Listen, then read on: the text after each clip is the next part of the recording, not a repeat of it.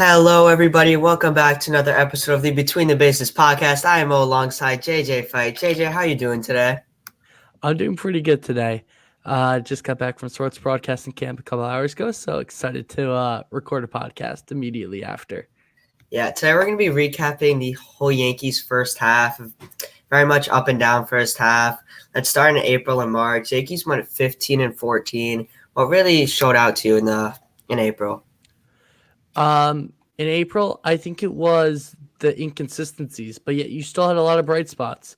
Rizzo was hitting above his baseball card, and it looked like the shift ban had really helped him.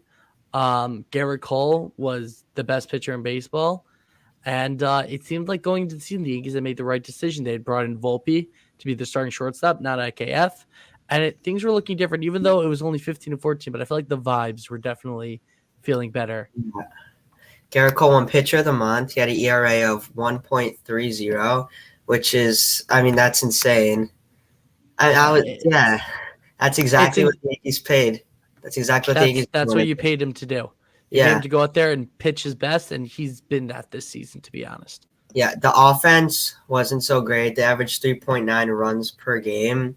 We got bailed out by Judge. Yeah, that was a sign of stuff that was going to happen in later months. None of us really took it that seriously. We just thought whatever, it was a bad month. It's cold outside. It's hard to hit, but the offense really never picked it up without Judge. No, and again, there was also other issues like our issues in left field. We had some health issues. Stanton, I think he gets hurt also in late April, early March. And he goes down then. Late March, early April. And he goes down trying to hustle out a double that should have been a home run. Yeah. But yeah, there were a couple of tough injuries. Like when they first called up Jake Bauers, his first play, balls it right at him in left field, and he goes crashing into the wall. He's not an outfielder. Yeah. That was a great play. Great play. Yeah. But again, like we had a couple issues coming into this offseason. There was health issues. We didn't have a left fielder. And what does the offense look like without Judge? And to be honest, after this first month, the vibes felt okay. Even though we were 15 and 14, they definitely felt way worse at the time. It felt like this guy was falling like, oh my God, we're at game over 500. But yeah, with how bad our hitting was, we shouldn't be this close to 500 at that point. Yeah, coming out of April. Yeah, the Yankees, the way they've really been winning games this whole year. It started in April. The offense hasn't been great. It's close games. How many blowouts have we had this year? Not a lot. We haven't blown out teams. We've gotten blown out a couple times. Many times. IKF has pitched 4 games this year. Donaldson's pitched a game. This first month, a lot of people are like, oh, it's too early to panic. Some people are thinking now it's still too early to panic. I've been in panic mode since April. I'm that kind of fan. It's just when you see this stuff, I don't know. It's still I'm starting to panic mode because I think if they make a move or two coming out of the All-Star break, I'll feel a lot better.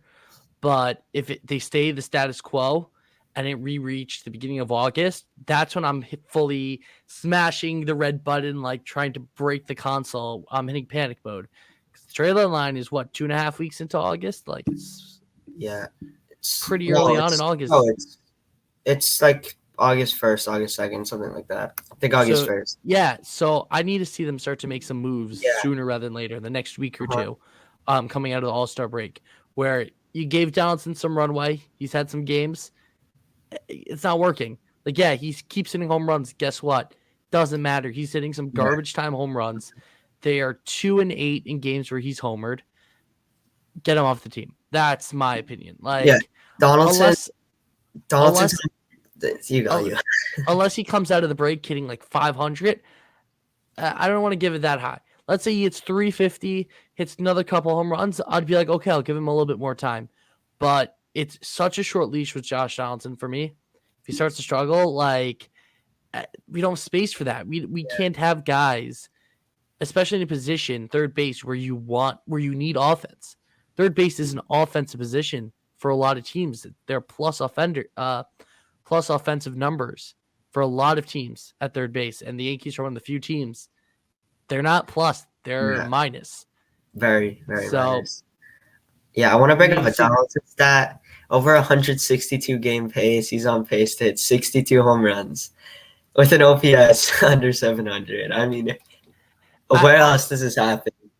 Where else does Yeah, this happen? it's the weirdest run of games I think I've ever seen from a baseball player ever. Like I've never seen anything like this. Um, I think it's just a microcosm of who he is as a hitter. He's a guest hitter. He'll run into them at once or twice a week, but like otherwise he's not hitting, and Yeah. it's painful. Um, moving on from April, we go Wait, to let's talk May. about Anthony Oh, Volpe's first month in MLB. I mean, a lot of ups and downs. He had a first series was fairly good. In April he hit 222, two home runs, a 678 OPS. I mean, he had some solid stretches in April, but again, it didn't look yeah. sustainable compared to what he's been doing No, recently. and also in late April, he hit a couple home runs and he started to run into them, and you're like, oh, power. Yeah, I think that was late April, early May is when he starts to hit a bunch of home runs, and you're like, oh, cool. He has like more pop than we thought. Also, late April is when Judge slides into third against the Twins, and April it looked like a 20th. hand injury. What? April 20th. Yeah, April 28th. Um, and he slides in and gets hurt.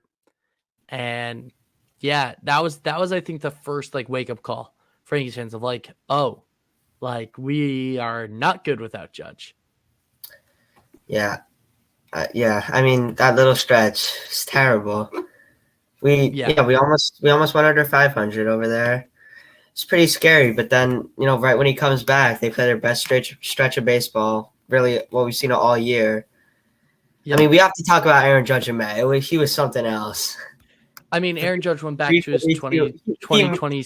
He only played 21 games and he led the league. He led the MLB in home runs in May. 12 home I runs. think OPS 1.356. I think he's still one of the league leaders in OPS Yeah, right now among qualified hitters.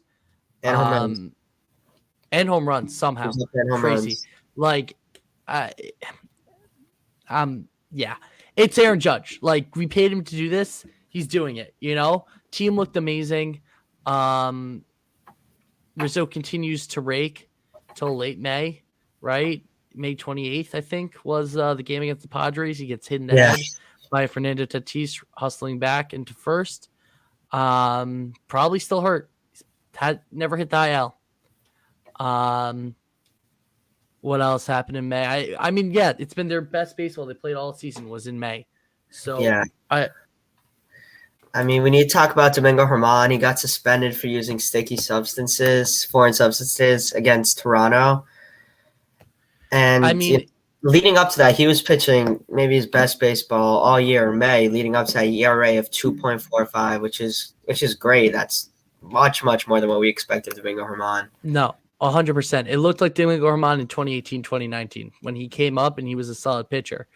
But again, my issues with Germán earlier in the season, he gets checked for sticky stuff, right? They send him back to the dugout. They make him wash his hands. They give him a warning. And it was the same umpire that calls him again. Like it's one of those things where you're kind of like, what are you doing? Like, what are you doing? And it's not. This isn't his first time that he's gotten suspended for sticky stuff. I think didn't he get suspended earlier? No, I think someone else. You're probably thinking of Michael Pineda. Probably that's not good on my part. No, but again, like he got a warning, got off the first time. He got lucky. The umpire was lenient. But the second time, like, it's also a little bit on the Yankees coaching staff. Like, that this guy's he's heavily using the the powdered rosin behind the mound. And so you're not making sure that he's going out there and like his hands aren't too sticky. So actually John Blake caught this in the perfect game. He caught Boone checking Germán's hands at some point. Or I think it was Blake. Someone checks Germán's hands at some point. And I thought that was good that the Yankees pitching staff was like, hey, we'll let you continue to use it. Because like the Yankees could also say to Germán, like, you're not using rosin anymore. We don't trust you. but they're allowing him to use it, but they're checking him. They're making sure that his hands aren't too sticky for their sake, which I thought was very Yeah. smart. Back to Anthony Volpe in May. It's probably the worst month of his career. He hit 174 with 6 home runs and an OPS of 592. I mean, If I remember, it was abysmal month right there for Anthony Volpe. yeah, Just his at bats not competitive. He wasn't walking like he was earlier in the year. Didn't have many steals. It's just not what we were advertised for Anthony Volpe was the player he was supposed to be. I mean, it scared me a lot about like, is Anthony Volpe going to be a bust? A lot of people were like, I always believed in him. You didn't. You were definitely scared at some point. People can say whatever. I came on the pod and said I was scared. I said I needed to see him wake up a little bit. Yeah, I mean, a lot of people are like, oh, I believed in him the whole time. Here's all the people that did it. There's no way you believed in him in May, in April, and even the beginning of June. There's just no way. The only reason I was scared was because his strikeouts were crawling up. That's the only reason I was scared. And the fact that there was no change for 3 weeks in his hitting pattern. Then he goes to chicken parm and he starts hitting, and I started to believe in him again.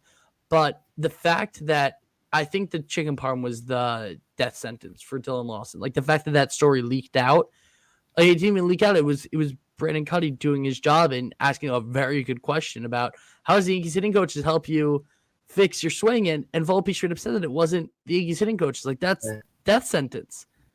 Like it's one of those things where Volpe fix the swing with Sauce and Wells pre-chicken parm, post-chicken parm. And he's been a lot better. Strikeouts are still up there, but they're more manageable now. And I honestly think the way he's hitting the ball right now is so much more reliable. Like he can keep this up type of thing. Like he's not gonna hit. There was a point where he's hitting like 514 over his last 7 games. Like that's not able to be kept up. Like 280, 290. Like that'd be nice if he can continue to have some power. He has some power. Turned out a nice little slider the other day. On the inside corner. Volpe's stats from June 1st to June 13th. He hit 172 with an OPS of 545, and then Volpe's stats from June 13th till the end of the month, 349 average with a 975 OPS. You just see the difference. It's day and night. I mean, it's 100%. And also, it's even after against the Mets, I think he only had 1 hit in those 2 games. No, he had 2 doubles in game 1. 2 doubles in game 1. One of them was a bit cheap. I remember a couple of games afterwards, he had a hitless game, and everyone's like, "Oh, chicken parm didn't work." But then the next week and a half after that, he absolutely went off. So for me, Anthony Volpe looks to be good. We'll see what happens. The pitchers are going to adjust him. He's still, I think, again, I'm going back to talking Yanks again, but I think they mentioned he's still swinging at the outside slider, or outside breaking pitches. Like to see him kind of shorten up on that, so pitchers can't just throw them with 2 strikes against them. But other than that, good on Volpe, making an adjustment. Someone who has not made an adjustment though this year, and I gave you the stat earlier when we were putting this some of our research together. But DJ LeMahieu is the 3rd highest qualified batting average among the Yankees players. He's batting .220, and he himself has said, he said it around a month ago, he doesn't know how to make an adjustment. Yeah. Like he's never made an adjustment in his career. And this is someone who is a hitter. Like he has made his career being a hitter. Yeah, he's a really good defenseman also, but he made his career being a hitter. And to kind of see that, we owe him a lot of money over the next 3 years. Like it's not nothing. It's not something that you can just say like, oh, we'll cut DJ. But no, it's scary. Like, I don't know. He's been trying to avoid this surgery for forever. Like, it almost makes more sense. Tell him, like, we'll throw away the season in a way, get the surgery, come back next year. But, like, it's scary for how bad this is right now for him. Yeah, I really hope Judge does get surgery on his toe and doesn't do what LeMahieu does and just let it, be nagging at him for so long and have a similar effect to Judge, that would be even worse than LeMahieu. He's getting paid $40 million a year. I think that's why they're going to wait till off season. Yeah, they're never going to say Judge is out for the season because that's it. season's over. This is bad. Yeah. I almost want to say, do you say Judge is out and then you retool? You kind of say, okay, we have pieces we could kind of sell off a little bit, kind of get a little bit younger, you know? I mean, who do you sell? Glaber? Like, there's no good You got to guys sell. for you To be next honest, year that you're gonna get a solid prospect for. The yeah, Yankees got so lucky with Joey Gallo getting clean and beater from the Dodgers. Like, that doesn't happen often, getting a great prospect like that. yeah. Who do you see No, the Yankees anyway? I mean, maybe the relievers. Glaber's the only player who has value right now. And even still, his value is so low because of the gaffes. Yeah. And he's not a good defender. Like, Yeah. I don't know. Want to make a trade with the Pirates, maybe? Boone always seems so clueless about Cleaver's defense. Oh, he hasn't made that many errors this year when he leads. But that's who Boone is. Boone will never put down any of his players. The one time he took a player out in the middle of the game was because he was scared for Aaron Hicks's life in left field, probably. That's the only time he's benched a player directly in a game. And honestly, that was more for Hicks's sake than it was for the Yankees' sake. Yeah. We mentioned LeMahieu being not hitting well this year. Anthony Rizzo leading up to the day that Tatis, tried to get back on that pickoff attempt and hit his neck. Rizzo was hitting 304 with an 880 OPS and 11 home runs. And then from May 28th till the present day, he's hitting 173 with no home runs. What do you want Rizzo to do right now? I mean, is an IL stint what we need, or do you think he'll be able to heal up during the break? I don't know. I honestly have no clue because any IL stint he would go on, it would be around 10 days. I don't know. He has, 5 days right now? It's Monday through Friday, I think, off. Yeah. They play on Friday. Yeah, so he's Monday till Thursday night. Want him to lay down, maybe have some of Volpe's chicken parm to get his home run swing back. Sit down with Wells, maybe. Yeah. But yeah, no, he's not pulling the ball. Like, when he is, he's getting under it. Something's wrong in his shoulders and his neck. He's not able to just turn on the ball like he used to. And that's his big thing right now, to be honest. Let's get into June. June, yeah. I mean, let's start off with June 4th. June 4th is where this season changed. So we exit May, right? We're feeling good. Judge comes back. We're playing really well. We go to LA. I think we win game 1, right? Yeah, we get Stan Donaldson and Tommy Kahnle back, which I mean, Stan and Tommy Kahnle were huge. Donaldson was like, okay. Donaldson coming back probably has hurt us now more than has helped. Definitely. Yeah. Not probably, definitely. Stanton coming back, I mean, it hurt for the last month and a half, but now he's finally starting to hit. His average is up. I think his on-base percentage is up a little bit.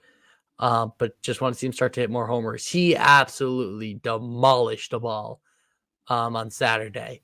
Yeah. But want to see him doing that more. Yeah. Well, he had 1-3-14 down the line. Yeah. Yeah. Another one into the Audi suite. And it was still going up, by the way. It's one of those balls where he hits it so hard, it's still going up when it hits off something. It's crazy. Yeah. Yeah. I mean, that's what he's going to do. Yep. Yeah. Since Aaron Judge got hurt in June, the Yankees rank dead last behind the Oakland A's, yes. In batting average, hitting 218 and on base percentage, 288. I mean, there's nothing else you have to say. That's it. That's and the crazy. fact that we're above 500, the fact that we're still above 500 is insane. Yeah.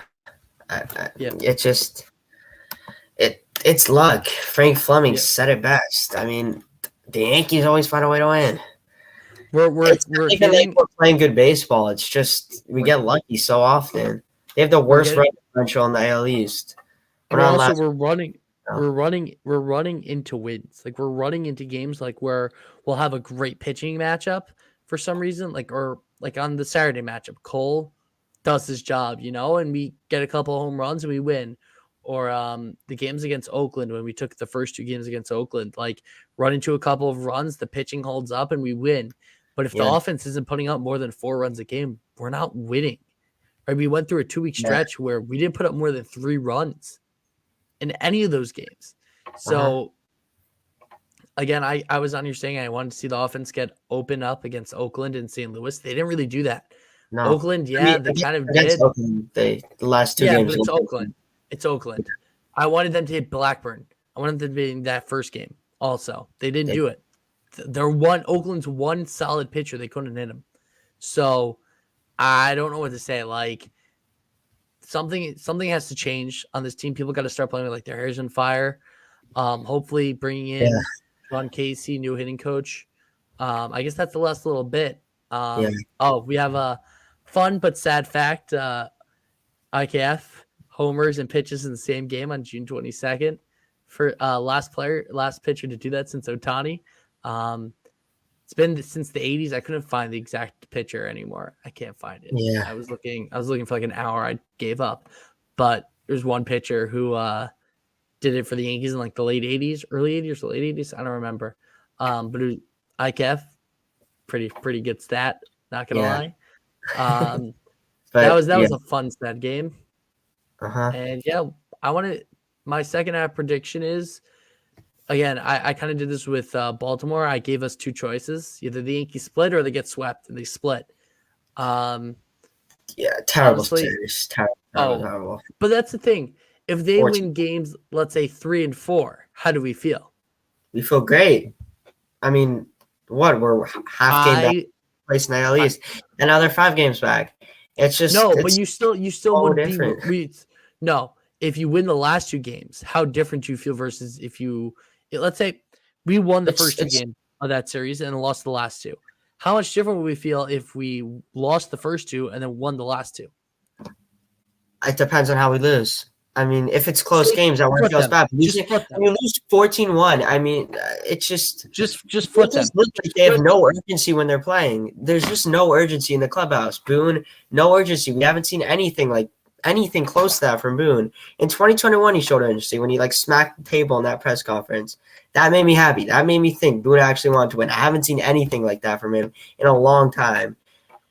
Yeah. I mean, I don't want to blame everything on Boone, but it's of all, you shouldn't be blaming everything on Boone. Yeah. I'm one of the biggest Cashman. I'm one of the biggest Cashman supporters out there. What he has done to build this roster, he's done absolutely nothing. He ran it back from last year, expecting different results. Yeah, better results. Not gonna happen, and that's straight up not happening. So, again, I don't know. Like again, we're in limbo right now.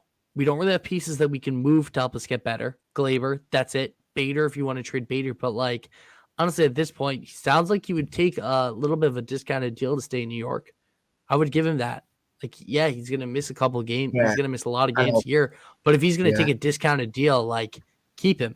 You know, you got some young guys coming up soon, but you don't have anyone directly ready to play the outfield, so you need a solid outfielder. So other than that, who are your pieces? Like Stanton's making too much money. I mean, IKF, are you going to trade IKF? Like, what's he going to get back, though? It's not going to get you anything back. Free agent after the year, I think. Yeah. Are you really going to also give up? If you're giving up the season, you're not going to trade Peraza. You're not going to trade Wells. The Yankees do have to make a couple of trades, though. They need to build up room on the 40-man. You got a couple of those big-name guys that are Rule 5 eligible. Guys like Austin Wells, Clayton Beeter. Both of them are Rule 5 eligible. So we'll see if any moves are made over the All-Star break. Would not be surprised if there's a trade that comes through. I mean, this team is just not good enough. If they're serious about actually winning and firing Dylan Lawson and Cashman, actually firing somebody midseason shows something that they do somewhat care about winning. Hopefully we got some moves right here. I mean, we need it. The Yankees aren't going anywhere with this team. Sad to say, but unless Judge goes on one of those stretches in the postseason. I don't think Judge is coming back. I don't think he's coming back. At this point, I don't see it. Like, he's throwing right now, but he still says he can't walk on it. So what is he trying to do? It's going to take him at least 4 weeks to rehab. So what? It's going to be, let's say even if he comes back in late September, how does that help us? Then he's rehabbing at the major league level. We're going to be in a playoff race. You really want Judge hitting like 120 in the middle of a playoff race? Judge isn't standing. He's not. He doesn't go on those terrible stretches when he comes back from the IL. Can. We He haven't comes out. seen that Judge. But Judge, if I you think Judge. I was really mad at Judge, but I've been thinking about it. I think the reason Judge hit so bad in last year's playoffs because his swing was so messed up from trying to hit that 60-second home rome. I mean, that's a real I think possibility. He was going so hard for that 60-second home run. His swing must have been messed up. I mean, you have to maybe. think about that. We can't, like, I really don't want to Yeah. think he's just like he's A-Rod and just doesn't hit in the playoffs. That would be terrible. Then this whole No, contract is it. yeah. Because, I mean, Yeah. what are we But playing? again, What are but the Yankees again, playing? but again, you have to realize is that one player shouldn't be making this much of a difference. It's baseball. It's the most team Yeah. sport in the entire any other sport, right? Like you got guys in soccer like Messi, Ronaldo that can change a game. There are game changers in soccer. There are Ronaldo's game team is changers. What? Ronaldo's team isn't playing so well, but Cristiano yeah, Ronaldo. Ronaldo's team they're not playing well, but whatever. Back to baseball. Well, Ronaldo's washed, but like for the last 20 years, Ronaldo's been one of the best players in the world. He's a game changer. Messi's a game changer, right? You got basketball, you got like Doncic or Jokic or even like a Durant. They can all be Kevin game Durant, changers. yeah, Kevin Durant. The Nets, way different Game teams. changer. Carried them. He carried them through that one run. I mean, Kyrie and Harden were both out. He carried them. So you got game right. That's hockey. You got a guy like McDavid. I mean, he hasn't always worked out in the playoffs because in the playoffs you really need more of a team. But like regular season, Connor McDavid's easily the best player in the NHL. So you got guys that can be literal game changers. I've never seen this before in baseball. Literally one player dragging a team, absolutely dragging a team. Never seen this. This is the argument you make, saying Judge is the better player than Ohtani. Judge makes the Yankees a good team. Ohtani doesn't make the Angels a good team. That's the argument somebody makes, saying Judge is a better player than Ohtani.